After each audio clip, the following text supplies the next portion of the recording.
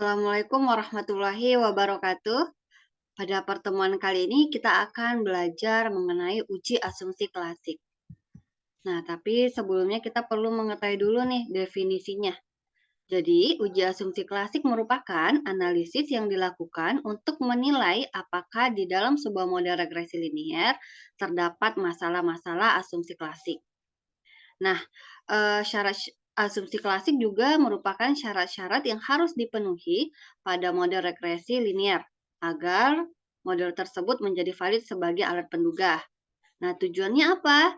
Untuk memberikan kepastian bahwa persamaan regresi yang kita gunakan itu memiliki ketepatan dalam estimasi, tidak bias dan konsisten. Nah, model regresi dikatakan baik jika yang pertama tidak terjadi multikolinearitas, yang kedua tidak terjadi autokorelasi, yang ketiga tidak terjadi heteroskedastisitas, yang keempat datanya normal, dan yang kelima dia linear gitu.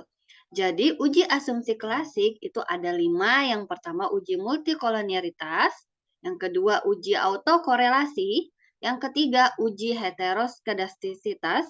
Yang keempat, uji normalitas. Dan yang kelima, uji linearitas. Nah, jenis-jenis asumsi klasik itu ada asumsi pada regresi linear sederhana dan ada asumsi klasik pada regresi linear berganda. Jadi, perbedaannya hanya di autokorelasi. Jadi, kalau di linear sederhana, sama ada autokorelasi yang mana hanya untuk data time series dan runtun waktu. Nah, di sini, eee, perbedaannya terletak di multikolinearitas ya. Sorry, tadi bukan autokorelasi tetapi multikolinearitas. Nah, uji multikolinearitas itu hanya berlaku di regresi linear berganda, begitu. Oke, yang pertama kita coba lihat dulu uji normalitas. Nah, uji normalitas ini merupakan sebuah uji yang dilakukan yang tujuannya untuk menilai sebaran data pada sebuah kelompok data atau variabel. Nah, kita ingin melihat apakah sebaran datanya itu berdistribusi normal atau tidak. Nah, biasanya data ketika banyak data lebih dari 30 itu kita bisa asumsikan dia berdistribusi normal. Biasa dikatakan sebagai sampel besar ya kalau N-nya lebih dari 30. Namun untuk memberikan kepastian data yang dimiliki berdistribusi normal atau tidak, sebaiknya digunakan uji normalitas begitu. Nah, uji normalitas itu ada 5 macam. Yang pertama, analisis menggunakan grafik, yang kedua chi-square, yang ketiga Kolmogorov-Smirnov, yang keempat Lilliefors dan yang kelima Shapiro-Wilk. Nah, itu ya uji macam-macam uji normalitas. Oke, yang pertama kita coba lihat dengan menggunakan analisis grafik. Nah, jadi mungkin salah satu cara termudah untuk melihat apakah data kita itu normal apa tidak itu dengan menggambarkan datanya gitu, menggunakan plot data begitu. Nah, ini contohnya yang di sebelah kiri itu data tidak normal dan yang sebelah kanan itu data bersifat normal. Karena kita bisa lihat bahwa datanya bisa kita gambarkan dengan gambar lonceng dari distribusi normal. Nah, ketika kita juga punya data, ketika datanya atau plot datanya itu mendekati garis normal, garis diagonal, maka dia juga bisa dikatakan dengan data berdistribusi normal. Tetapi kadang kita bisa keliru menyimpulkan bahwa ini datanya berdistribusi normal apa tidak. Sehingga sebaiknya menggunakan uji statistik begitu. Kalau seperti ini kan kadang kita bisa salah menduga. Oke, coba kita lihat yang kedua, uji normalitas menggunakan metode chi-square. Nah, metode chi-square ini atau biasa disingkat dengan X kuadrat itu untuk uji goodness of fit, distribusi normal menggunakan pendekatan penjumlahan penyimpangan data observasi tiap kelas dengan nilai yang diharapkan. Oke. Nah, syaratnya apa? Yang pertama, datanya itu harus tersusun berkelompok atau dikelompokkan dalam bentuk tabel distribusi frekuensi. Nah, tabel distribusi frekuensi ini kalian sudah pelajari di statistik ya. Nah, uji ini itu cocok untuk data dengan banyaknya angka itu lebih dari 30 ya. Berarti cocok untuk data besar begitu. Oke, langkah-langkahnya ada 5. Yang pertama itu kita merumuskan hipotesis H0 data berdistribusi normal dan H1 data tidak berdistribusi normal. Langkah kedua kita menentukan taraf signifikan atau nilai alfa. Yang ketiga kita menentukan uji statistik, yaitu kita akan mencari X kuadrat hitungnya, yang mana rumusnya sigma OI dikurang EI dikuadratkan dibagi EI. Nah, di mana O di sini merupakan frekuensi hasil yang diamati, sedangkan EI frekuensi yang diharapkan, begitu. Nah, untuk X tabelnya, rumusnya X 1 kurang alfa, K kurang 3, gitu ya.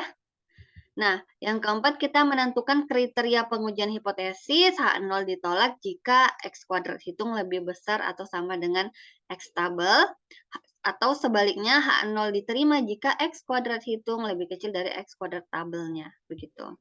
Langkah kelimanya kita menarik kesimpulan. Oke, kita coba lihat contoh. Di sini saya punya data 3 mahasiswa dalam menyelesaikan soal-soal latihan ekonometrika. Jadi sini nilainya ya, nilai 32 mahasiswa dalam menyelesaikan soal latihan.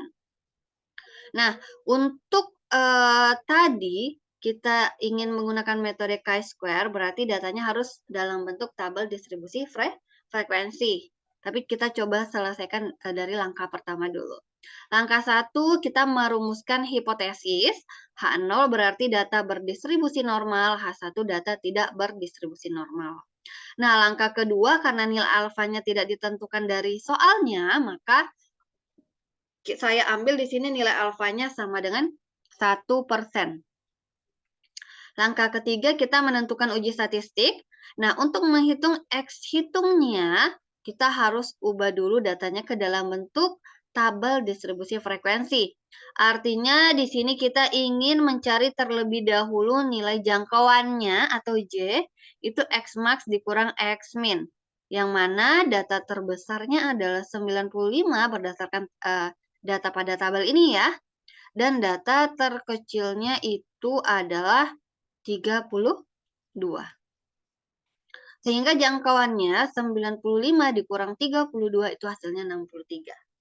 Nah, langkah berikutnya kita akan mencari banyak kelas atau nilai K, itu kan rumusnya 1 ditambah 3,3 dikali log N. Di mana N di sini banyak data, yaitu sebesar 32. Nah, log 32 ini kalian bisa gunakan kalkulator.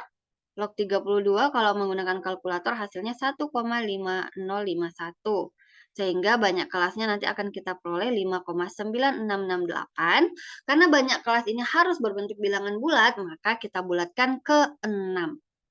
Nah, kita lanjut ke panjang kelas. Panjang kelasnya itu J dibagi K. J-nya 63, K-nya 6, maka 63 dibagi 6 itu hasilnya 10,5. Atau kalau kita bulatkan, itu jadinya 11. Begitu. Nah, selanjutnya kita bisa menyusun data di atas dalam bentuk tabel distribusi frekuensi, yaitu seperti ini. Nah, kok dimulainya dari 30, jadi sebenarnya nggak masalah mau mulai dari 31 atau dari 32, nggak masalah gitu. Nah, di sini agar datanya atau rentangnya terlihat cantik, makanya dimulai dari 30. Ini kan 30 sampai 40, lebarnya 11 ya. 41 ke 51 juga 11. Nah, ini data setelah disusun dalam bentuk tabel distribusi frekuensi. Oke, karena udah tersusun, kita terlebih dahulu ingin menghitung rata-ratanya dan standar deviasi menggunakan kolom bantuan. Nah, untuk menghitung rata-rata kan kita butuh kolom XI atau nilai tengah, FI/XI, frekuensi dikali nilai tengah, XI kuadrat berarti nilai tengah dikuadratkan, FI kali XI kuadrat berarti frekuensi dikali nilai XI kuadrat. Nah, ini bisa kalian hitung ya, tinggal dikalikan saja. Sehingga nanti nilai rata-rata, rumus rata-rata itu adalah sigma FI kali XI dibagi sigma FI. Sigma FI XI yang ini ya, 1978 dibagi jumlah frekuensinya adalah 32. sehingga didapatkan rata-ratanya 61,81. Kita ingin selanjutnya menghitung standar deviasi. Nah, rumus standar deviasi ini ya. Akar dari sigma FIXI kuadrat dibagi N dikurang sigma FIXI dibagi N dikuadratkan. Nah, untuk sigma FIXI-nya itu adalah sigma FIXI kuadrat yang ini 13.072 dibagi N-nya 32 dikurang sigma FIXI adalah 1978 dibagi 32 dikuadratkan. Nah, ini bisa kalian hitung aja ya menggunakan operasi kali bagi tambah kurang, maka nanti akan kalian hasilkan standar deviasinya 16,25. Nah, kalau sudah menghitung standar deviasi dan rata-rata, baru kita bisa melengkapi kolom-kolom berikut. Ingat ya, kita ada batas kelas, nilai Z, luas tiap kelas, frekuensi yang diharapkan, itu EI, baru kita bisa hitung X kuadratnya, yaitu OI dikurang EI dikuadratkan dibagi EI. Nah, yang pertama kita ingin mencari batas kelas. Nah, bagaimana cara mencari batas kelas? Itu kita ini, sebentar. Untuk mencari batas kelas, ujung-ujung intervalnya itu kita kurang dengan 5. Ya, 0,5. Untuk mencari batas kelas, ujung-ujung interval itu dikurang 0,5. Dikurang ditambah kurang 0,5. Contoh misalkan 30. 30 ini karena interval bawah kita kurang 0,5. 30 dikurang 0,5 jadinya 29,5. Kalau yang atas itu kita tambah, 40 ditambah 0,5 jadi 40,5. Nah, begitu seterusnya ya. Contoh, untuk kelas yang kedua, 41 dikurang 0,5 jadinya 40,5, dikurang 51 tambah 0,5 jadi 51,5. Ingat kalau yang batas bawah itu dikurang, sedangkan batas atas itu ditambah. Nah, ini bisa kalian lengkapi ya. Oke, itu untuk batas kelas. Ingat yang bawah dikurang 0,5, yang atas ditambah 0,5. Setelah itu kita ingin mencari nilai Z. Nah, bagaimana cara mencari nilai Z? Itu rumusnya batas kelas dikurang rata-rata dibagi dengan standar deviasi. Nah, tadi kita punya bahwa rata-ratanya itu 61,81. Sedangkan standar deviasinya itu adalah 16,25. Nah, di sini kita ingin mencari dulu dengan batas kelas yang ini, yang pertama 29,5 dan 40,5. Ingat ya, kita ingin mencari batas kelas yang 29,5 dan 40,5. Jadi kita hitung satu-satu. Kita coba mencari nilai Z yang 29,5. Berarti kita masukin batas kelasnya 29,5 dikurang rata-ratanya 61,81 dibagi 16,25. Nah, nanti akan kalian dapatkan nilai Z min 1,98. Selanjutnya kita cari lagi untuk batas kelas 40,5. Jadi, nilai Z-nya itu sama dengan 40,5 dikurang 61,81 dibagi 16,25. Nah, di sini kalian akan mendapatkan nilai Z itu min 1,31. Nah, untuk batas-batas kelas yang lainnya, kalian bisa lakukan cara yang sama ya. Ingat, lakukan cara yang sama. Oke. Sehingga nanti kalian akan mendapatkan nilai Z yang ini. Tadi kan saya tunjukkan itu cara menghitung nilai Z yang ini ya. Yang pertama min 1,98. Kita lihat sama min 1,31 yang ini. Nah, dengan cara yang sama akan kalian hitung lagi nilai Z untuk interval kelas berikutnya. Begitu. Selanjutnya, kita ingin mencari luasnya. Nah, bagaimana kita ingin mencari luasnya? Yaitu misalkan di sini min 1,98. Ingat ya, di sini tanda negatifnya tidak berpengaruh ya. Jadi kita cari 1,9 yang ini. 8-nya di atas, berarti didapatkan hasil luasnya itu adalah 0,4761. Makanya di sini kita tulis 0,4761. Nah, untuk nilai Z yang kedua itu adalah min 1,31. Berarti 1,3 dilihat yang di sini. Satunya di sini berarti luasnya adalah 0,4049. Nih. Sehingga untuk menghitung luasnya dapat dari mana nih 0,0612? Kalau tandanya sama, ingat ya, kalau dia tandanya sama, ini ada ketentuannya. Apabila tandanya sama maka dikurangi, apabila tandanya berbeda maka ditambahkan. Tanda apanya?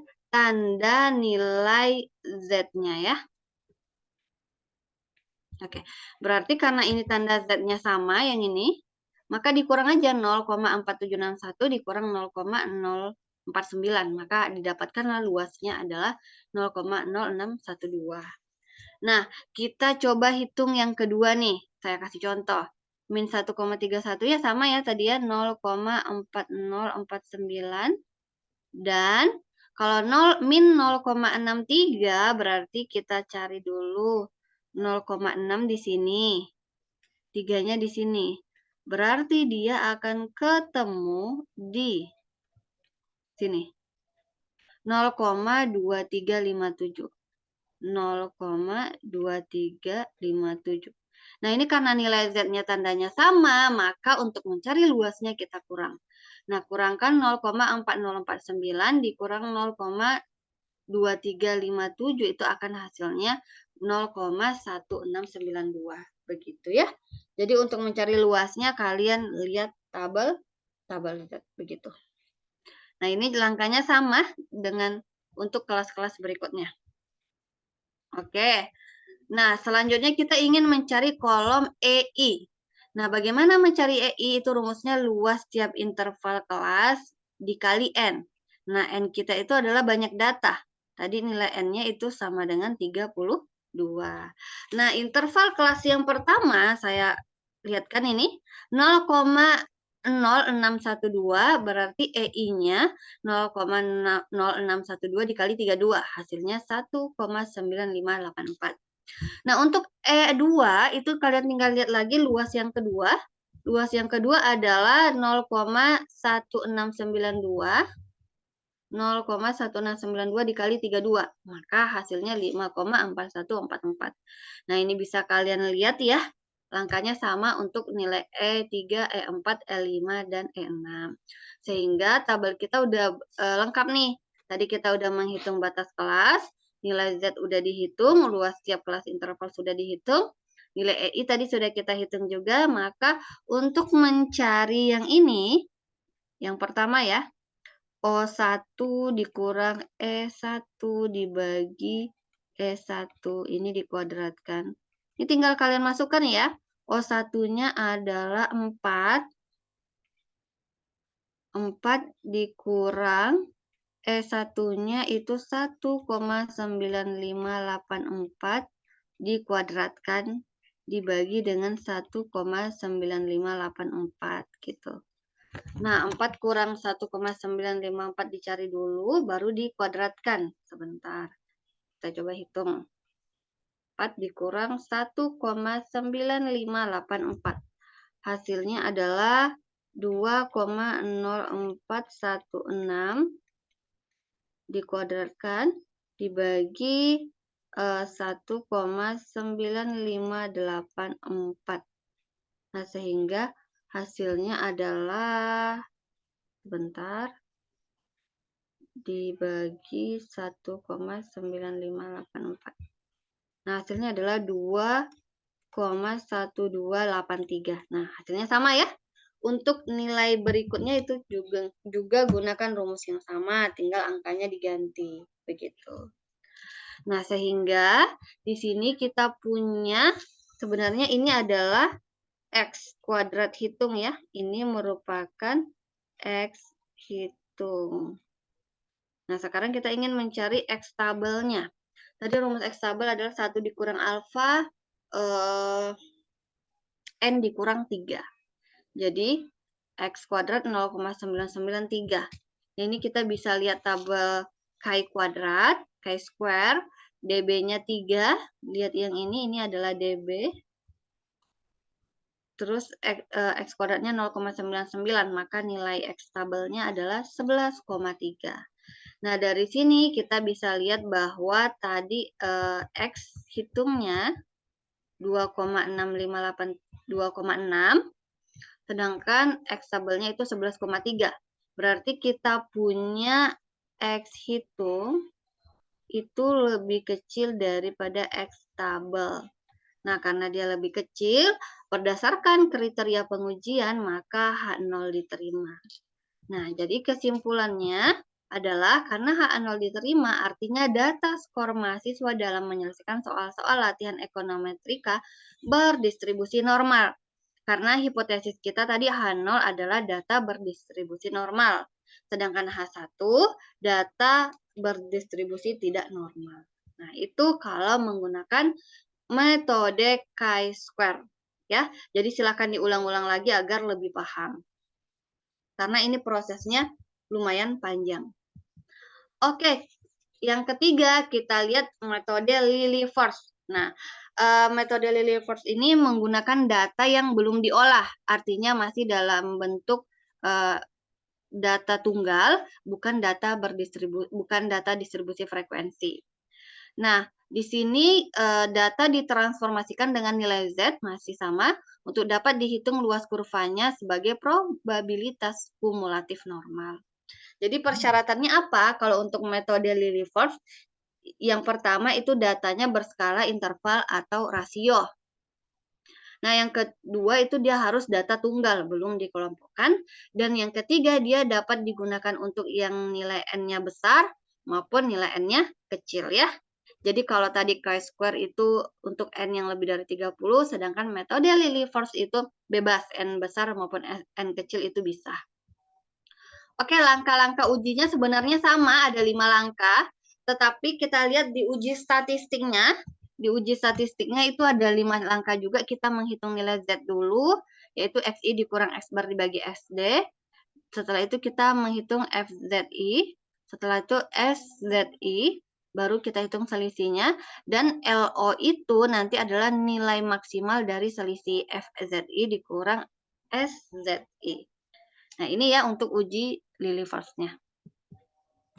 Oke, kita lihat contohnya. Berdasarkan penelitian tentang intensitas penerangan alami yang dilakukan terhadap 18 sampel rumah sederhana. Nah, rata-rata pencahayaan alami di beberapa ruangan dalam rumah pada sore hari sebagai berikut. Nah, ini satuannya lux ya, kalau untuk cahaya. Selidikilah dengan alfa 5%, apakah data tersebut di atas diambil dari populasi yang berdistribusi normal. Jadi yang dimaksud dengan pencahayaan alami di sini adalah cahaya yang datang dari jendela, dari ventilasi, begitu. Oke, kita lihat langkah pertamanya itu merumuskan hipotesis ya. H0 data berdistribusi normal dan H1 data tidak berdistribusi normal. Nah, langkah kedua menentukan taraf signifikan. Dari soal itu sudah ditentukan nilai alfanya, kita ambil alfa sama dengan 5%. Sehingga L tabelnya itu adalah L 0,05. Oke. L 0,05 ya. 18. Nah, 18 ini dapatnya dari mana? Karena datanya sebanyak 18. Oke, langkah ketiga kita ingin menghitung uji statistiknya. Tapi uji statistik tadi itu langkah-langkahnya banyak ya. Jadi terlebih dahulu kita akan mencari rata-rata dan simpangan baku. Nah, Ibu harap kalian sudah paham untuk menghitung rata-rata. Jadi kalau menghitung rata-ratanya tinggal kalian jumlahkan semua datanya dibagi dengan banyak data. Sedangkan simpangan bakunya itu sudah kita pelajari juga di statistik. Nah, maka kalian bisa gunakan bantuan Excel juga biar mudah mencarinya. Maka di sini SD-nya adalah 9,22. Oke, itu. Nah, datang dari mana L tabelnya 0,20 berdasarkan tabel Lilliefors. Ini nilai kritis untuk uji Lilliefors ya. N-nya kan adalah 18. Sedangkan alfanya tadi 0,05. Nah, maka di sini kita punya L tabel itu adalah 0,2 gitu, 0,2. Oke, itu. Setelah itu, kita ingin menghitung yang 5 langkah tadi, nilai Z, Fx, Sx, selisihnya. Nah, ini kan nilai X ini adalah data kita yang sebanyak 18. Nah, nilai Z bagaimana cara menghitungnya? Jadi tinggal gunakan rumusnya aja. Z sama dengan XI dikurang X bar dibagi SD. Nah, tadi XI-nya yang pertama itu 45 dikurang X barnya tadi, sebentar Ibu lihat dulu. X barnya 58,44. X barnya 58,44, sedangkan standar deviasinya adalah 9,22. Nah, nanti akan kalian hasilkan nilai Z-nya adalah min 1,4577. Nah, ini yang pertama. Nah, untuk yang kedua bisa kalian hitung juga menggunakan rumus yang sama, maka akan dihasilkan seperti ini. Ya, ini Ibu kasih contoh saja. Nah, kita lihat untuk mencari Fx bagaimana. Untuk mencari Fx itu adalah, sebentar tadi kita lihat dulu rumusnya. Sebentar. Oh, untuk menghitung Fx kita lihat tabel Z ya. Nah, di sini nggak ditampilkan tabel Z. Ada nggak ditampil? Oh, di sini ada. Oke. Nah, ini untuk menghitung nilai Z tadi. Langkahnya ini. Nah, untuk Fx itu kita lihat tabel Z. Di sini kan nilai Z-nya min 1,46. Tadi kan min 1,4577 itu kita bulatkan menjadi min 1,46. Nah, sehingga didapatkanlah hasil 0,0721 itu Fx-nya. Nah, dengan cara yang sama kalian bisa cari Fx yang lain ya. Sedangkan untuk Sx itu rumusnya jumlah Z yang kurang dari XZI dibagi dengan N. Nah, jadi caranya mudah. Jadi untuk mencari nilai S yang ini itu adalah 1/18, S yang kedua adalah 2/18, S yang ketiga 3/18, S yang keempat 4/18. Nah, nanti 4/18 itu nilainya 0,3889 dan seterusnya. Nah, yang ini itu 18/18, begitu. Itu ya Sx ya. Jadi kalau ya S yang pertama berarti 1/18. S yang kedua 2/18. Nah, kenapa 1/18? Karena banyak datanya 18. Nah, yang ketiga itu kita hitung selisih dari F dikurang S. Tinggal kalian kurangkan saja tapi dimutlakkan ya. Nah, tujuannya dimutlakkan agar hasilnya positif. Jadi, kita balik lagi ke sini. Ini tinggal kalian kurangkan aja. Yang pertama 0,0721 dikurang 0,0556. Ini nanti hasilnya 0,0165. Nah, yang kedua 0,0885 dikurang 0,1667 maka hasilnya 0,0782. Tapi dipositifkan, dinilai mutlakan. Nah, dari nilai selisih ini yang paling maksimal adalah yang ini. Yang paling maksimal adalah yang ini. 0,1469 ini yang paling maksimal ya. Maka inilah nilai dari L0. Nah, ini nilai dari L0. Oke. Kita coba lihat. Ya, karena yang paling maksimal itu, maka nilai L0-nya adalah 0,1469. Nah, langkah keempatnya kita menentukan kriteria pengujian apakah H0 diterima atau ditolak. Nah, karena L0 itu lebih kecil daripada L tabel, tadi L tabelnya sudah dapat 0,2. L tabel tadi 0,2, karena L0 lebih kecil daripada L tabel, maka H0 diterima. Kesimpulannya, data intensitas penerangan alami yang dilakukan terhadap 18 sampel rumah sederhana, dia berdistribusi normal. Begitu. Jadi untuk mempermudah mencari ini, silakan gunakan Excel biar mudah dalam menghitungnya. Ini ya tabel Z distribusi normal. Nah, yang keempat, ini kita masuk ke uji yang keempat ya. Kita masuk ke metode Kolmogorov-Smirnov. Nah, metode Kolmogorov-Smirnov ini itu beda sedikit atau tidak jauh bedanya dengan metode Lilliefors gitu. Nah, kalau di metode Kolmogorov-Smirnov itu menggunakan tabel pembanding. Sedangkan kalau metode Lilliefors itu menggunakan tabel pembanding metode Lilliefors. Syaratnya, datanya harus berskala interval atau rasio. Yang kedua sama harus data tunggal. Dan yang ketiga itu cocok untuk N besar maupun kecil. Gitu. Jadi syaratnya sama dengan metode Lilliefors. Oke, contoh. Misalkan kita gunakan contoh pada soal Lilliefors tadi ya. Nah, maka dia perbedaannya di D hitung sama D tabel aja. D hitung itu adalah, tunggu.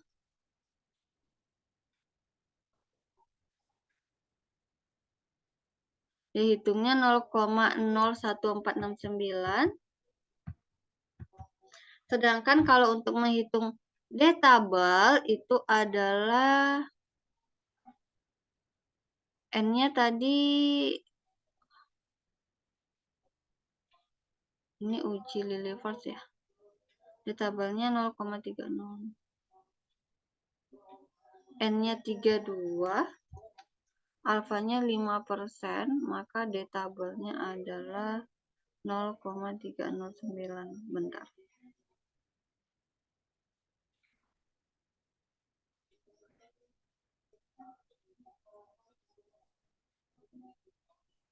Nol koma 309.